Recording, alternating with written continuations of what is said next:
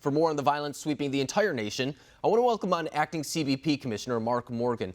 So, Commissioner, you just recently returned from Portland, and that has become the epicenter of this conversation surrounding the violence that's taking place in some of America's inner cities. So I want to ask you, what did you see on the ground when you were in Portland? Well, I'll tell you, Alex, what I saw is really what we should have seen about 65 days ago.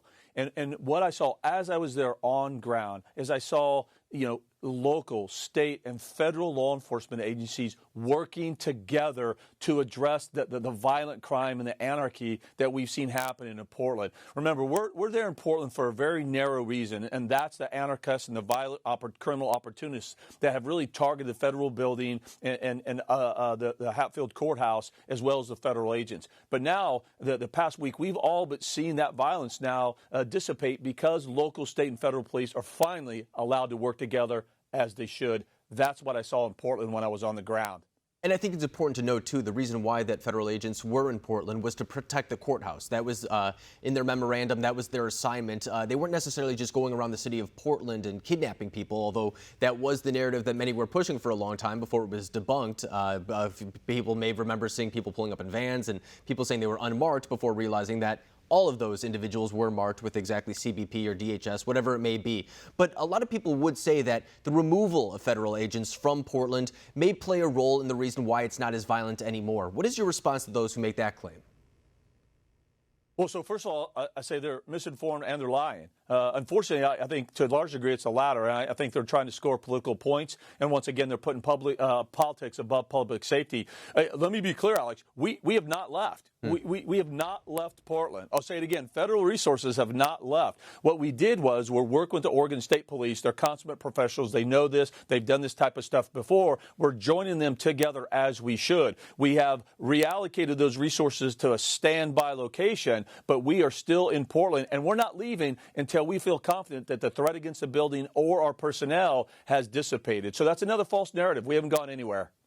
And this is something, too, that we've heard about possibly being done in other cities as well. It was a couple of weeks ago where the conversation was surrounding the city of Chicago. That was when they were bringing down the Columbus statue in Grant Park, I believe. And there were some conversations with Mayor Lori Lightfoot at the time about possibly bringing in federal officers there as well to kind of oversee the practice there more than actually get engaged with the individuals themselves. Is that a practice that we should see over the next coming weeks if the violence does continue in places such as Chicago, such as New York?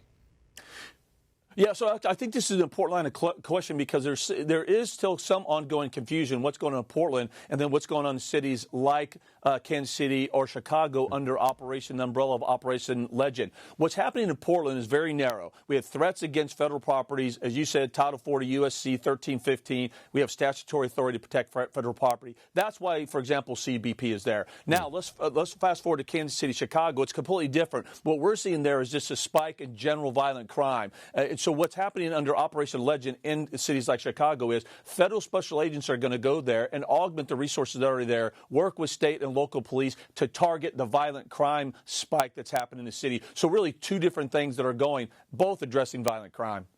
And I want to switch gears to what's going on at the southern border as well, because I heard you speak earlier today where you were addressing those very concerns about the idea of people coming over who may be contagious with COVID-19. They may be coming into contact with some Border Patrol agents as well. And of course, their health is a priority. The priority is also the health of the individuals who are crossing as well. What is the action that you're seeing down there as well? Is it a similar situation where there are people with COVID-19 crossing the border right now?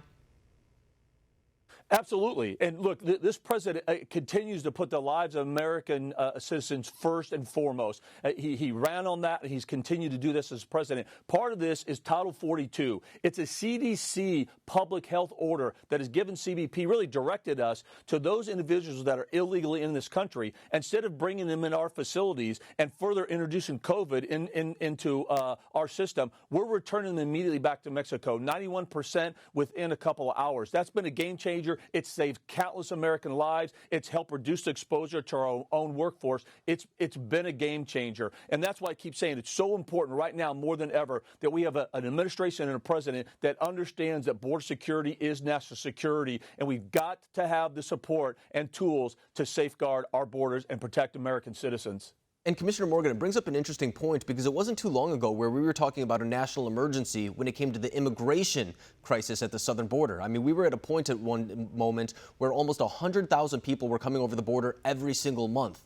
And then some action was taken, and then the coronavirus pandemic happened, and it seemed like pretty much everyone came into consensus that we should stop that immigration, that illegal immigration from coming in at the southern border. Does that speak to the idea that it can be done if the two sides, that being Republicans and Democrats, do come together to get some immigration reform done?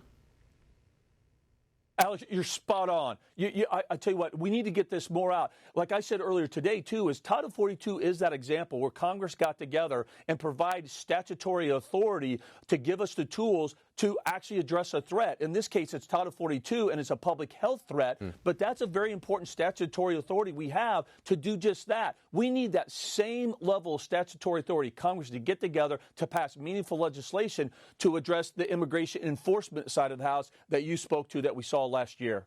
And it seems like the courts are kind of giving a little bit more leeway in regard to that when it comes to funding. The Pentagon, of course, resources is now being allocated in order to further that effort along. The Supreme Court sided with the Trump administration in that effort, or I should say against the ACLU and other organizations to prohibit that from happening. So it looks like on that front, there may be some action done, but something tells me that if we want any congressional support coming on that, we'll have to wait until after this upcoming November. But Commissioner Morgan, I really appreciate you coming on tonight, breaking down what's happening in Portland and what's happening at the southern border. Thank you. You bet. Thanks, Alex.